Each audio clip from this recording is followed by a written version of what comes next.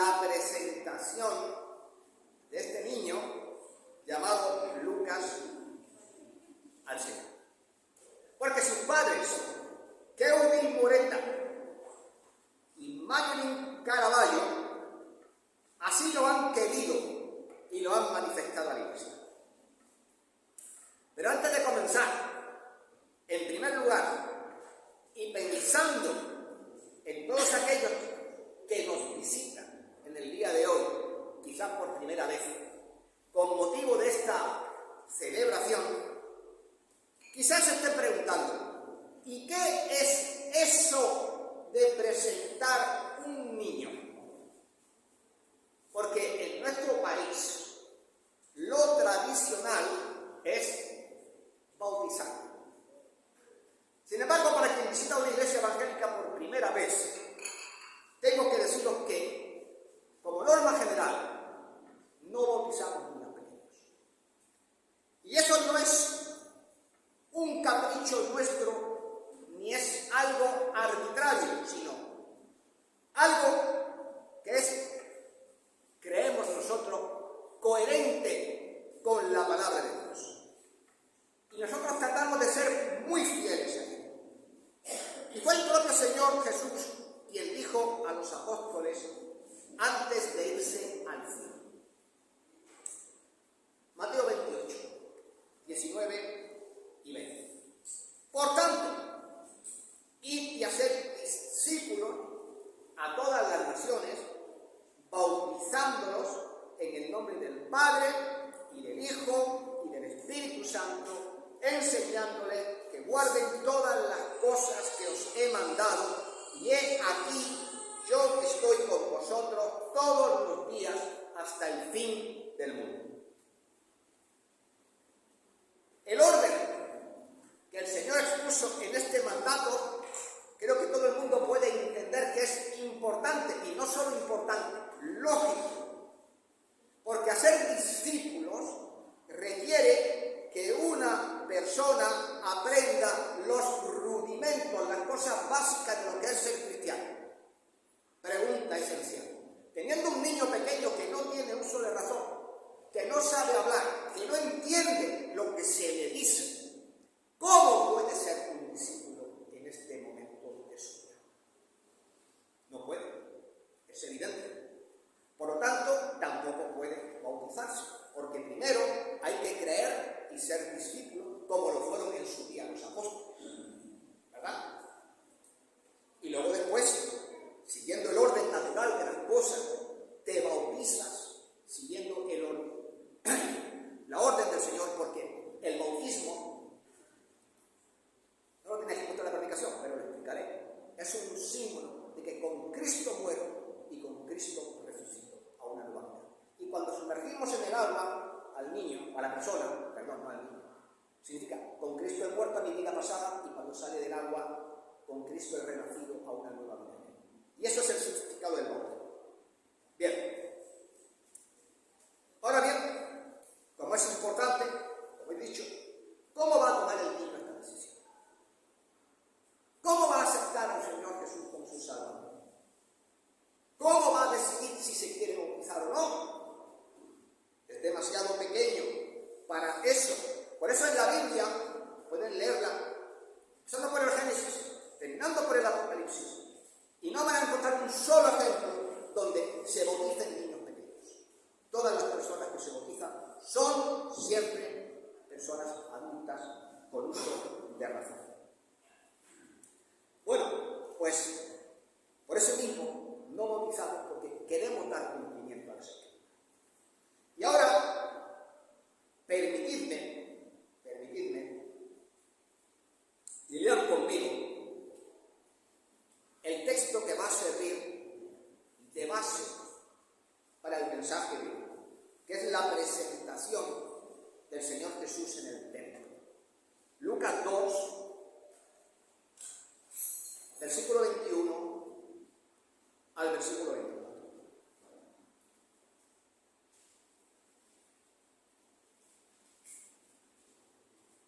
¿Están todos ahí?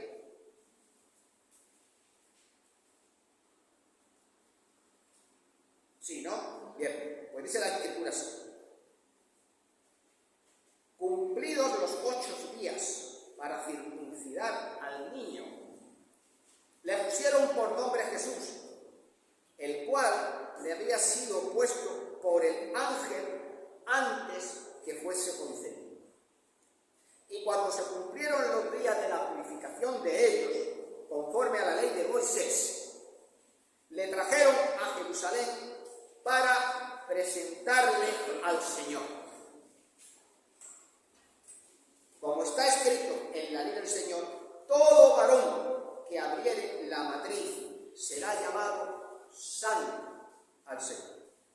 Y para ofrecer conforme a lo que dice la ley del Señor, un par de tórtolas o 2 palominos. Bueno, acabamos de leer este pasaje que explica cómo fue la presentación del Señor Jesús en el mundo. Y en base a lo mismo de este pasaje, justamente es porque vamos a presentar a Lucas ante el Señor, siguiendo lo que aquí se nos enseña. Pero antes de eso, permitidme que os explique de forma sucinta lo que hemos leído, para que los que nos visitan por primera vez entiendan perfectamente qué es eso de presentar a un niño ante Dios. Pues bien, en obediencia a las exigencias de la ley dadas a Moisés por Dios, en Levítico 12 leemos lo siguiente: habla a los hijos de Israel y diles: la mujer cuando conciba, y este era el caso de María, y dé a luz, y también era el caso de María, y dé a luz varón, al 8º día se circuncidará al niño. Entonces, justamente, José y María fueron al templo con su hijo recién nacido de 8 días de edad para circuncidarlo. Porque la circuncisión era una señal del pacto que Dios había hecho con Abraham, prometiéndole que la tierra que él pisaba iba a ser suya y que de su descendencia haría un pueblo tan numeroso como las estrellas del cielo y la arena del mar. La circuncisión era un símbolo físico de esa promesa que Dios había hecho al pueblo de Israel. Y Jesús fue circuncidado porque, fijaros lo que dijo el apóstol Pablo de Gálatas 4:4: pero cuando vino el cumplimiento del tiempo, Dios envió a su Hijo, nacido de mujer y nacido bajo la ley. Por lo tanto, sus padres cumplieron el mandamiento dado al pueblo judío, porque estaban bajo la ley. Pero no solo esto, el propio Señor Jesús, cuando inició su ministerio, dijo, Mateo 5:17: no penséis que he venido a abrogar la ley. Quizás esta palabra abrogar alguien no la entiende. Eso significa derogar la ley, abolir la ley. No penséis que he venido a abolir la ley. He venido a cumplirla. Y en ese sentido, fijaros que ya desde muy pequeño y recién nacido, él estaba cumpliendo, porque sus padres también lo estaban haciendo, evidentemente, con todos los preceptos que el Señor había mandado. Así pues, sus padres, José y María, como vosotros ahora, Keudi, estoy seguro estás allí en Santo Domingo, pero que lo vas a ver a través de este vídeo. Y tú, Marjorie, así como sus abuelos, representados aquí por nuestra hermana Mari Carmen, se preocupan de cumpla con aquello que la palabra de Dios dice. Los padres de Jesús se preocuparon por esto y vosotros los estáis haciendo también ahora con el pequeño Lucas. Y continúa el versículo 21 diciendo que le pusieron al niño por nombre Jesús, que como todo el mundo sabe, ya le había sido puesto este nombre por el ángel Gabriel antes de que él fuese siquiera concebido. Y el nombre de Jesús, para quien no lo sepa, es el equivalente griego del nombre Josué. Y Josué significa Yahvé salva. O dicho de otra manera, para que si alguien no lo entiende, Dios salva. ¿Por qué? Porque como menciona también Mateo, Él vino a su pueblo para salvarlo de sus pecados. Por eso se llamaba Él así. Y eso también me recuerda a las palabras de Simeón, que ese día que estaban allí presentando al niño, se encontraba en el templo, porque Dios le reveló que se iba a encontrar a la salvación de Israel allí. Y cuando le vio Simeón dijo: ahora, Señor, despides a tu siervo en paz conforme a tu palabra. Porque han visto mis ojos tú, fijaros bien lo que dice, salvación. Cristo no vino para que celebremos la Navidad, ni para que comamos mantecado, ni turrones. ¿Sabéis para lo que vino? Para salvarnos. Ese es el motivo real por el que Él vino y se hizo hombre. Y no otro. Todo lo demás es folclore, tradición, todo lo que queramos. Pero el motivo es que Él vino, nació para morir en la cruz y pagar el precio de los pecados. Entonces, para esto vino al mundo, para salvar. Y hermanos, esto lo afirma la palabra de Dios una y otra vez. Dice: porque no envió Dios a su Hijo al mundo para condenar, sino para que el mundo sea que salvo por Él. Y el propio Jesús también dijo, versículo anterior 16, porque de tal manera amó Dios al mundo que ha dado a su Hijo unigénito, o sea, el mismo Jesús, para que todo aquel que en Él cree no se pierda, mas tenga vida eterna. Pero creer en Jesús, pero creer ¿qué? Pues mira lo que dice el apóstol Pablo. Porque primeramente os he enseñado lo que así mismo recibí, que Cristo murió por nuestros pecados, conforme a las Escrituras, que fue sepultado y que resucitó al tercer día, conforme a las Escrituras. Este, y no otro, es el Evangelio que salva.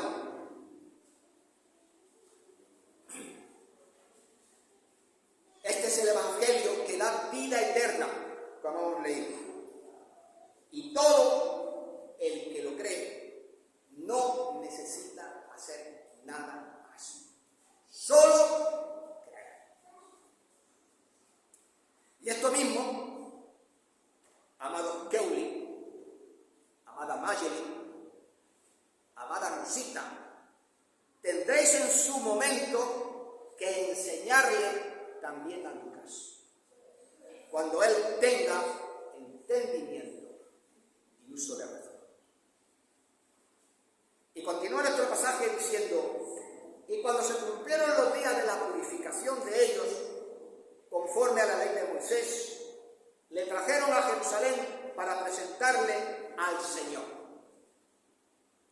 Como está escrito en la ley del Señor, todo varón que abriere la matriz será llamado santo ante el Señor, y para ofrecer, conforme a lo que dice la ley del Señor, un par de tórtolas o palomas.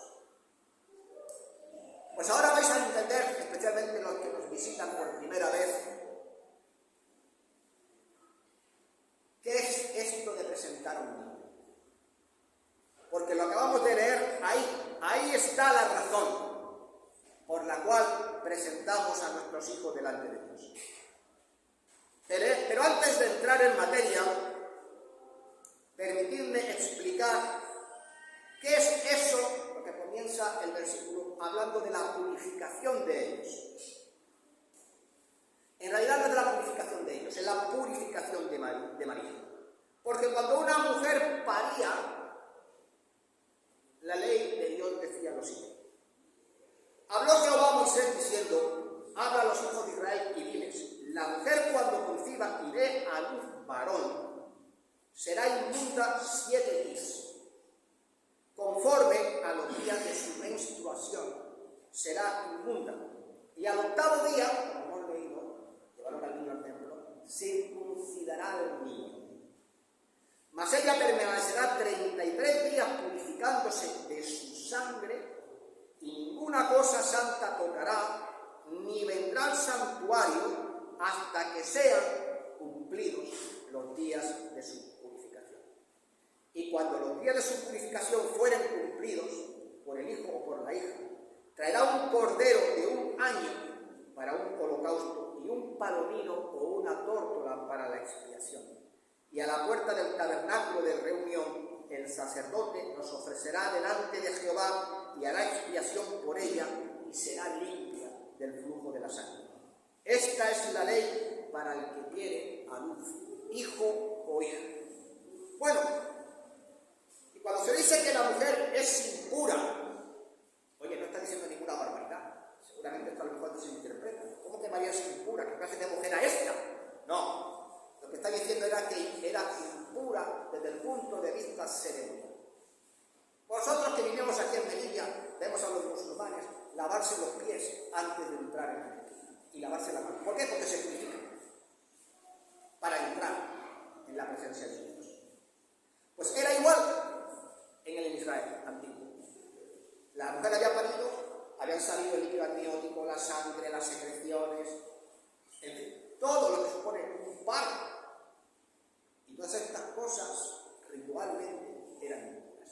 Y hasta que no pasaba un tiempo y se ofrecía un sacrificio, no podía de nuevo ella ir al templo. Entonces, cuando ya hacía ese sacrificio, como acabamos de leer, 33 días, 7 días primero, y luego 33 días después, hasta los 40 días, no podía la mujer presentarse en el templo. Bien, pues cuando hizo esto, fue cuando trajeron al Señor Jesús para presentarlo ante el Señor. Porque en Éxodo 13:2 leemos, Jehová habló a Moisés diciendo, conságrame todo primogénito. Y este era el caso porque Jesús era el primer hijo que María tenía. Cualquiera que abre la matriz de los hijos de Israel, así como de los hombres, como de los animales, mío es. No quiero entrar en muchos detalles sobre este asunto, pero basta decir que el primogénito, o sea, el primer hijo, no era, es decir, que Dios dice, mío es para el servicio sacerdotal. Porque los sacerdotes, para quien no lo sepa, venían únicamente de la tribu de Leví y Jesús era de la tribu de Judá. Por lo tanto, José y María no estaban presentando a Jesús para que fuese un sacerdote. Todo lo contrario, sino más bien, como vamos a hacer ahora con Lucas, lo estaban presentando y dedicando la vida del niño a Dios.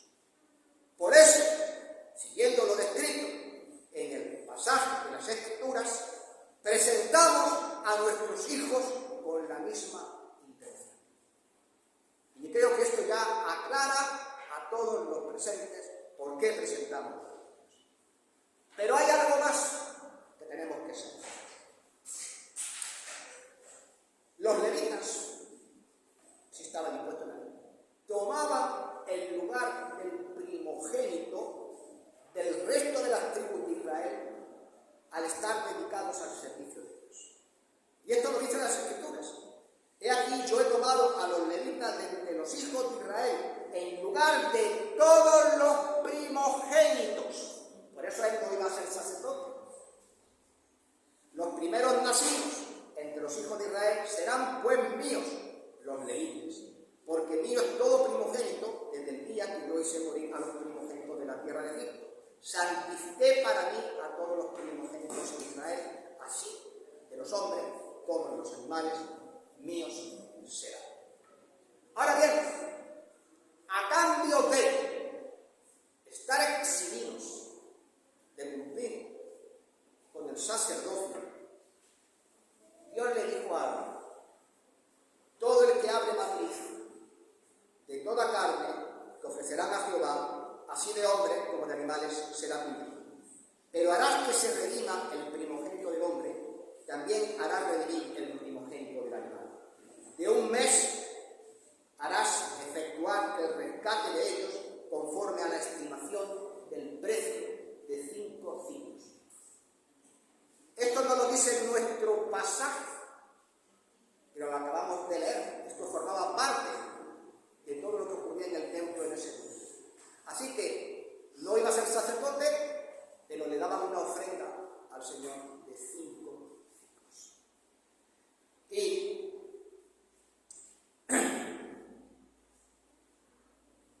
¿por qué sabemos, aunque no lo diga el pasaje, que José y María cumplieron con esto? Porque en el versículo 39, que no lo hemos leído, del mismo capítulo de Lucas, dice: después de haber cumplido todo lo prescrito en la ley del Señor, volvieron a Galilea, a su ciudad de Nazaret. Además de circuncidar al niño y presentarlo, evidentemente también había otra razón por la cual también José y María estaban allí. Dice: para ofrecer, conforme a lo que dice la ley del Señor, un par de tórtolas o palominos. ¿Recordáis que había dicho que ella era inmunda? ¿Recordáis que no podía venir al templo para presentarse ahí? La ley decía. Perdón. Que la ofrenda normal era un cordero de un año para un holocausto y un palomino o una torta. Pero como José y María eran pobres de solemnidad y un corderito costaba muchísimo dinero en aquel tiempo, entonces había también una alternativa para la gente pobre. Dice: y si no tiene lo suficiente para un cordero, tomará entonces 2 tórtolas, 2 palominos, uno para el holocausto, otro para la expiación, y el sacerdote hará expiación por ella y será libre. Y después de hacer su ofrenda, José y María, como habíamos dicho, María, quedó otra vez ceremonialmente pura. Y el hecho de que ofrecieran la ofrenda de los pobres demuestra lo que demuestra: que eran pobres de solemnidad. No obstante,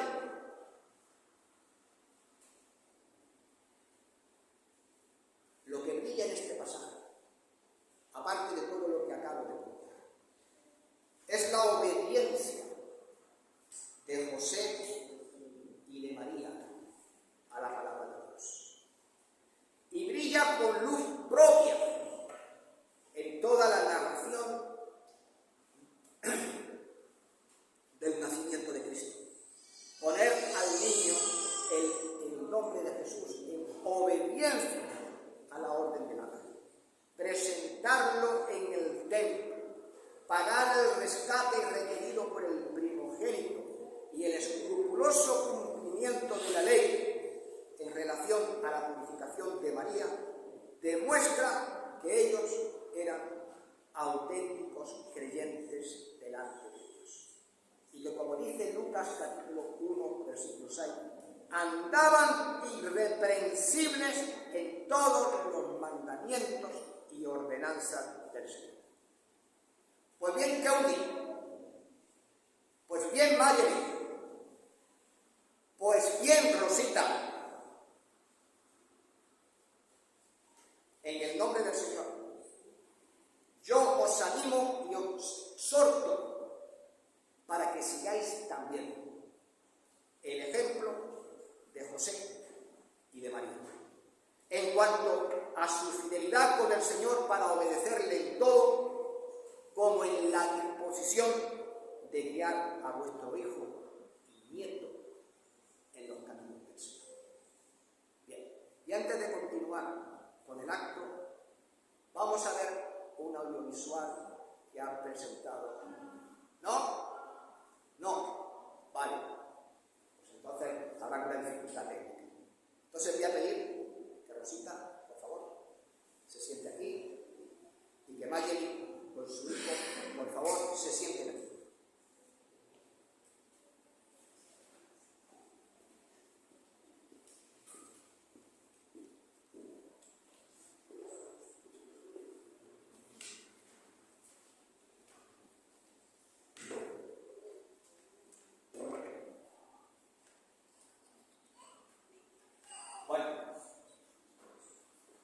Para mí es tan emocionante como para vosotras este hecho. Es mi primer día en presentar. Y espero que no sea el último, a ver si os animáis. ¿Vale? Animaros. Tengo ganas de casar, y de presentar amigos. Entonces, no puedo concluir sin deciros a los padres, a tu esposo que no está aquí, pero que me va a ver de nuevo, a ti misma y a los abuelos, por ti te he presentado, algunas cosas realmente importantes acerca de este tema. En primer lugar, los hijos son un regalo del Señor. No es de extrañar que hablando de ellos diga su palabra lo siguiente en el Salmo 127, versículo 3, 4 y 5. He aquí, herencia de Jehová son los hijos, cosa de estima el fruto del vientre, como saetas en manos del valiente, así son los hijos habidos en la juventud. Bienaventurado el hombre que llenó su aljaba de ellos. Aunque Lucas es un bebé, tened por cierto, como acabamos de leer, que Dios lo tiene en gran estima. Para él, el pequeñito Lucas tiene un grandísimo valor. Y será una bendición para vosotros, que sois su familia. No obstante, un hijo no es solo algo muy preciado y muy querido. Un hijo también es una gran responsabilidad que Dios ha puesto en vuestras manos. Y por supuesto, no hace falta que lo diga, Dios espera que estéis a la altura necesaria para criarle, proveer para él todo lo necesario y por encima de todas las cosas, guiarle en los caminos. Por eso os voy a recordar ahora algunos versículos acerca de lo que Dios espera de ti, Mayeli, de tu esposo, Keudi, y de ti también, porque los abuelos tampoco lo son. ¿Qué espera Dios de nosotros? Primera cosa, importante y fundamental, que instruyáis al pequeño Lucas en su palabra. Dice Proverbios 22:6, instruye al niño en su camino y aún cuando fuere viejo no se apartará de él. Y esto es algo importante, que ya desde jovencito empecé a instruir desde pequeño. Cuando ya empiece a hablar de sus primeras palabras, hablar de Dios, instruirle en las cosas. Y es más, fue un mandato de Dios también al pueblo de Israel. Le dijo, y estas palabras que yo te mando hoy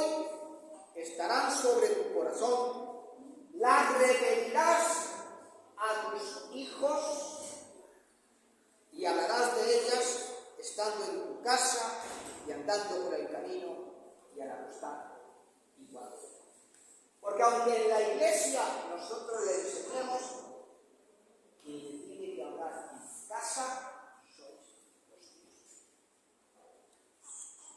Tendréis evidentemente también que enseñarle a vivir en sociedad.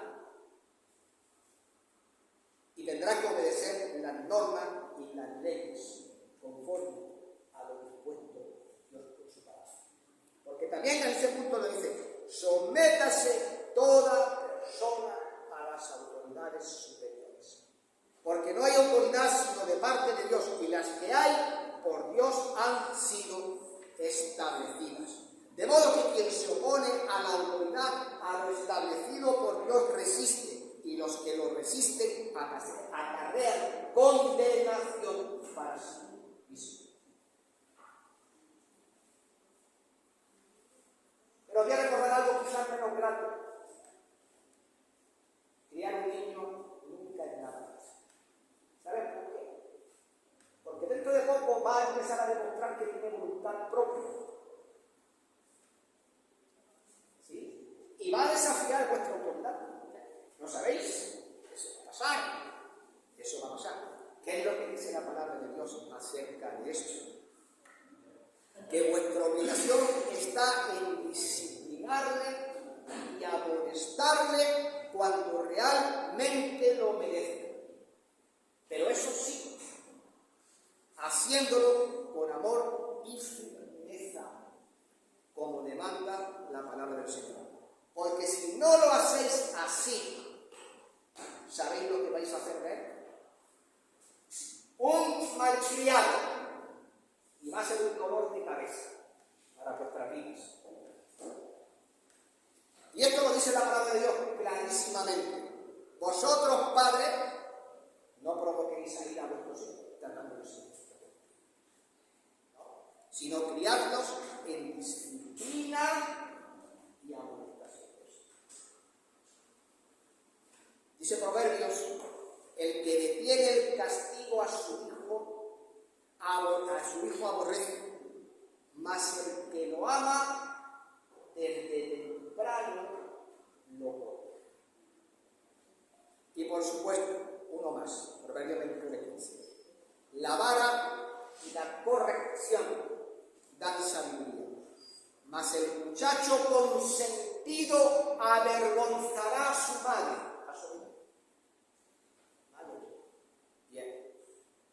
Y no me olvido decir, Rosita, tampoco, también para usted.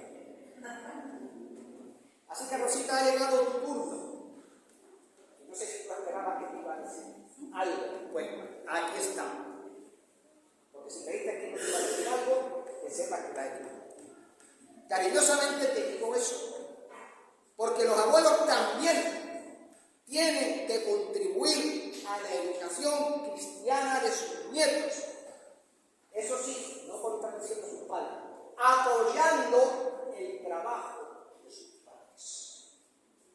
Y hay versículos en la Biblia que diga esto. ¿Sí? No. Ah, eso no lo sé. Bueno, no te preocupes, yo estoy aquí para eso. Te lo digo yo. Segunda de Timoteo, capítulo 1, versículo 3, 4 y 5.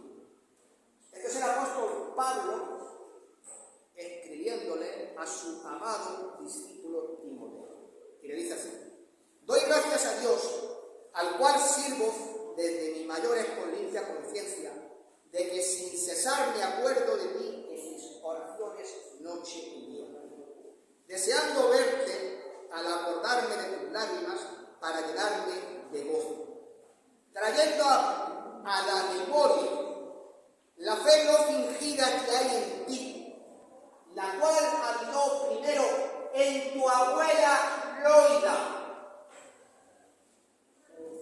y en tu madre Eunice, tu abuela Rosita y en su madre Maya.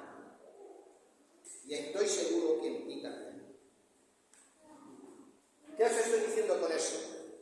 Pues, Rosita, estoy completamente seguro de que cuando Lucas llegue a ser en la fe, alguien relevante como lo fue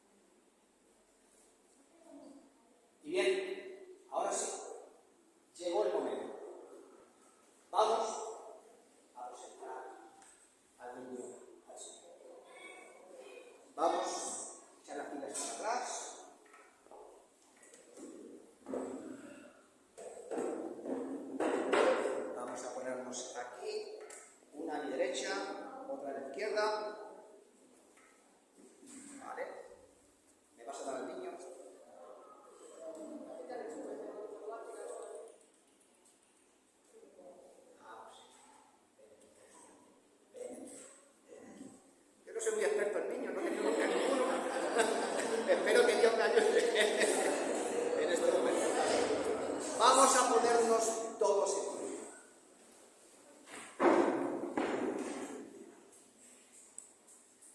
Y vamos a orar y presentar al niño de la cruz con la autoridad que me ha sido concedida como pastor de esta iglesia. Te presento y encomiendo, Señor, la vida de Lucas Drake Oreta Carballo, hijo de nuestros hermanos Keuni y Mayeli, que voluntariamente y por su fe en ti han querido presentarle ante ti en el día de hoy. Oramos por él, para que le guardes y protejas, así como por sus padres y abuelos, para que sean instrumentos usados por ti para su cuidado, educación e instrucción en tu santa palabra. Y bendecimos al niño y a sus padres de la misma manera que lo hacían